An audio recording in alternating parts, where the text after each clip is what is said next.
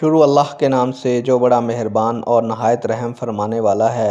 الصلاۃ والسلام علیک یا رسول اللہ وعلی آلک واصحابک یا حبیب اللہ۔ السلام علیکم ناظرین و سامعین۔ اللہ تعالیٰ سے دعا ہے کہ اللہ تعالیٰ آپ لوگوں کو خوش و خرم رکھے اور آپ لوگوں کی تمام دلی مرادیں پوری فرمائے۔